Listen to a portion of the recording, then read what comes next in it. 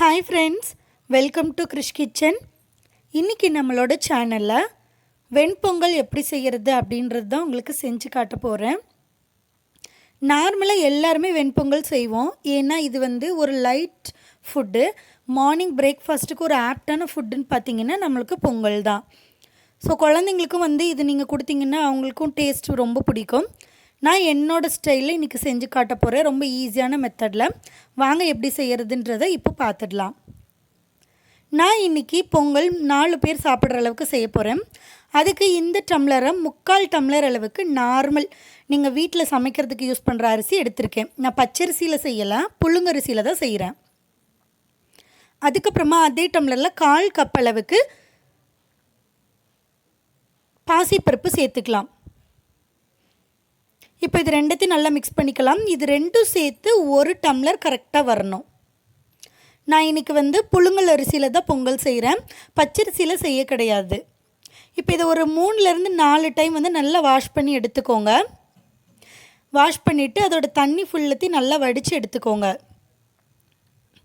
இப்போ இதை நம்ம ஒரு குக்கரில் சேர்த்துடலாம். நீங்கள் எந்த குக்கரில் பொங்கல் செய்ய போகிறீங்களோ அந்த குக்கரில் இது எல்லாத்தையும் சேர்த்துடுங்க. சேர்த்துட்டு பொங்கலுக்கு தேவையான அளவுக்கு தண்ணி இதில் சேர்த்துக்கலாம்.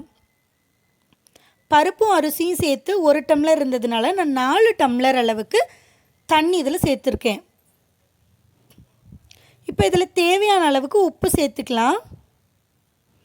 நார்மலாக 3 டம்ளர் நீங்கள் சேர்க்குறதா இருந்தால் எக்ஸ்ட்ரா 1 டம்ளர் சேர்த்துக்கோங்க தண்ணி. அதே மாதிரி இப்போது காரத்துக்கு தேவையான அளவுக்கு மிளகாய் சேர்த்துக்கலாம். நம்ம இதில் மிளகும் சேர்க்க போகிறோம், அதனால் காரத்துக்கு 2 பச்சை மிளகாய் மட்டும் நான் சேர்த்துக்கிறேன். நீங்கள் இந்த மாதிரி மெத்தடில் செஞ்சு பாருங்கள், டேஸ்ட் சூப்பராக இருக்கும். அதே மாதிரி ஒரு 4 கருவேப்பிலை மட்டும் இந்த மாதிரி நல்லா கசக்கி விட்டு கைகளால் அதை நம்மளோட அரிசியோடு நல்லா மிக்ஸ் பண்ணிவிட்டு அதுக்கப்புறமா சேர்த்துக்கிறேன். இந்த மாதிரி கண்டிப்பாக ட்ரை பண்ணி பாருங்கள். பொங்கல் உங்களுக்கு ரொம்ப ஸ்மெல் நல்லாவும் வரும், அட் த சேம் டைம் டேஸ்ட்டும் நல்லாயிருக்கும். இப்போ இந்த குக்கரை மூடி வச்சு ஒரு 4 விசில் அளவுக்கு நம்ம இதில் விட்டுறலாம். மீடியம் ஃப்ளேம்லேயே வச்சு விசில் வந்துக்கிட்டோம். இப்போ விசில் எல்லாமே செட்டில் ஆகிடுச்சு. குக்கர் ஓப்பன் பண்ணி பார்த்துடலாம். இப்போவே நல்ல ஸ்மெல் வரும் உங்களுக்கு. பாருங்கள், சூப்பராக நல்லா வெந்துடுச்சு. நான் 1 டம்ளருக்கு அரிசிக்கு 4 டம்ளர் அளவுக்கு தண்ணி ஊற்றிருக்கேன். சப்போஸ் நீங்கள் 1 டம்ளர் அரிசிக்கு நார்மலாக வீட்டில் செய்யும்போது 2 டம்ளர் தண்ணி ஊற்றுவீங்க அப்படின்னா பொங்கல் செய்யும்போது எக்ஸ்ட்ரா 1 டம்ளர் சேர்த்துக்கோங்க. ஸோ அது கரெக்டான மெஷர்மெண்ட்டாக இருக்கும். நீங்கள் ஓவராக தண்ணி சேர்த்துட்டிங்கன்னா தண்ணி ஃபுல்லாக வெளியில் வந்துடும். அப்புறம் குக்காகி பொங்கல் வரும்போதுமே அதில் தண்ணியாக இருக்கும்.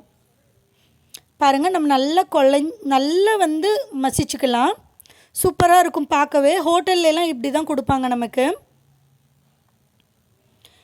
அவ்வளோதான். இதை அப்படியே கொஞ்சம் க்ளோஸ் பண்ணி வச்சுட்டு இதுக்கு தாளிப்பு ரெடி பண்ணிடலாம். அதுக்கு ஒரு தாளிக்கிற கரண்டியில் நான் என்ன பண்ணியிருக்கேன் அப்படின்னா 1 ஸ்பூன் அளவுக்கு நெய் சேர்த்துக்கிறேன். நான் இது வீட்டிலையே செஞ்ச நெய் தான்.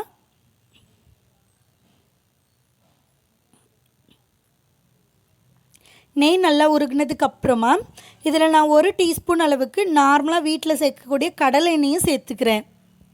எப்போவுமே பொங்கலுக்கு நெய் 1 ஸ்பூன் சேர்த்திங்கன்னா கடலை எண்ணெய் 1 டீஸ்பூன் சேர்த்துக்கோங்க. ஸோ ப்ரொபோர்ஷன் அதுக்கேற்ற மாதிரி பார்த்து சேர்த்துக்கோங்க. அப்போ டேஸ்ட் உங்களுக்கு ரொம்ப சூப்பராக இருக்கும்.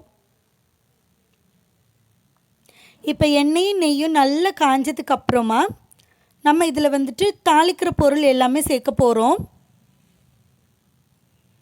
நான் ஏற்கனவே சொன்ன மாதிரி இது என்னோடய ஸ்டைலில் நான் கொஞ்சம் டிஃப்ரெண்ட்டாக செய்கிறேன். இந்த மாதிரி கண்டிப்பாக ட்ரை பண்ணி பாருங்கள். இப்போ இதில் 1 டீஸ்பூன் அளவுக்கு கடுகு சேர்த்துக்கிறேன். பொங்கலில் மோஸ்ட்லி கடுகு சேர்க்க மாட்டாங்க, பட் நீங்கள் சேர்த்து பாருங்கள், அது டேஸ்ட்டு சூப்பராக இருக்கும். கடுகு நல்லா பொரிஞ்சுக்கட்டும். கடுகு நல்லா பொரிஞ்சதுக்கப்புறமா நார்மலாக நம்ம பொங்கலுக்கு ஜீரகம் சேர்ப்போம் இல்லையா, அதே அளவு 1 ஸ்பூன் அளவுக்கு, 1 ஃபுல் ஸ்பூன் அளவுக்கு நான் ஜீரகம் சேர்த்துக்கிறேன். ஜீரகமும் பொரிஞ்சிடும். பொரிஞ்சதுக்கப்புறமா மிளகு சேர்த்துக்கலாம். 1 ஸ்பூன் அளவுக்கு மிளகும் நான் சேர்த்துக்கிறேன். மிளகு நான் க்ரஷ் பண்ணி போடலை, ஸோ அவ்வளோ காரம் இருக்காது பொங்கல். மிளகு வெடிக்க ஆரம்பித்ததுக்கப்புறமா இஞ்சி நல்லா தட்டி எடுத்து வச்சுருக்கேன். ஒரு பெரிய சைஸ் துண்டு இஞ்சியாக நல்லா தட்டி எடுத்து வச்சுருக்கேன், அதையும் சேர்த்துடலாம். சேர்த்துட்டு இது எல்லாமே நல்லா பொரிஞ்சதுக்கப்புறமா இது எல்லாத்தையும் அப்படியே நம்ம பொங்கலில் வந்து சேர்த்துடலாம். பாருங்கள், மிளகு நல்லா வெடிச்சிருச்சு. இந்த ஸ்டேஜில் அப்படியே எடுத்து பொங்கலில் சேர்த்துடலாம். இப்போ அடுப்பை ஆஃப் பண்ணதுக்கு அப்புறமா நான் வந்து முந்திரி பருப்பு சேர்த்துக்கிறேன்.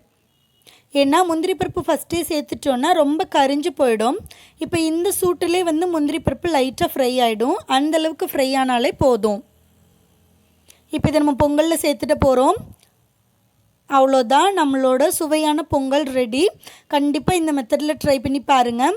சில பேர் வந்து ஃபஸ்ட்டே குக்கரில் இது எல்லாத்தையும் வறுத்துட்டு அரிசியெல்லாம் சேர்த்து மொத்தமாக விசில் விட்டுருவாங்க. அப்படியும் செய்யலாம். நீங்கள் ஹோட்டல் ஸ்டைலில் செய்கிறதா இருந்ததுன்னா முதல்ல அரிசி பருப்பெல்லாம் வேக வச்சு எடுத்துட்டு கடைசியாக தாளிப்பு கொடுக்கணும். அப்போ தான் அந்த டேஸ்ட் வந்து அப்படியே வரும். இப்போ இதுக்கு மேலே உங்களுக்கு இன்னும் நெய்யோட ஃப்ளேவர் வேணும் அப்படின்னா கண்டிப்பாக நெய் இன்னும் கொஞ்சம் சேர்த்துக்கலாம். இப்போ இந்த பொங்கல் கிளறினதுக்கப்புறமா உடனே சர்வ் பண்ணிடாதீங்க. ஒரு 2 to 3 மினிட்ஸ் அப்படியே விட்டுட்டுங்க. அதுக்கப்புறமா எடுத்து பரிமாறுங்க. ஏன்னா நம்ம தாளித்து வச்சுருக்கோம் இல்லையா, அந்த பொருளோட ஃப்ளேவர் எல்லாமே வந்து அந்த பொங்கல் ஸ்ட்ராங்காக இறங்கணும். அதனால் ஒரு 2லேருந்து 5 நிமிஷம் வரைக்கும் குக்கரை திருப்பி க்ளோஸ் பண்ணி வச்சுட்டு அதுக்கப்புறமா எடுத்து சர்வ் பண்ண ஸ்டார்ட் பண்ணுங்கள். இதுக்கு ஒரு ஆப்டான சைட் டிஷ் அப்படின்னு பார்த்திங்கன்னா தேங்காய் சட்னி தான். தேங்காய் நிறைய போட்டு செய்யக்கூடிய சட்னி. கண்டிப்பாக அது ஒரு பர்ஃபெக்ட் சைட் டிஷ்ஷாக இருக்கும். வேறு எதுவுமே இந்த பொங்கலுக்கு தேவையில்லை. ஓகே ஃப்ரெண்ட்ஸ், நான் சொன்ன மாதிரி என்னோடய ஸ்டைலில் நான் பொங்கல் செஞ்சு காட்டியிருக்கேன். அதை கண்டிப்பாக நீங்கள் ட்ரை பண்ணி பார்த்துட்டு எப்படி வந்ததுன்றதை மறக்காமல் கமெண்ட் செக்ஷனில் மென்ஷன் பண்ணுங்கள். நெக்ஸ்ட் ஒரு இன்ட்ரெஸ்டிங்கான வீடியோவோட உங்கள் எல்லாரையும் மீட் பண்ணுறேன். அது வரைக்கும் பாய். சேனலை மறக்காமல் சப்ஸ்கிரைப் பண்ணிக்கோங்க.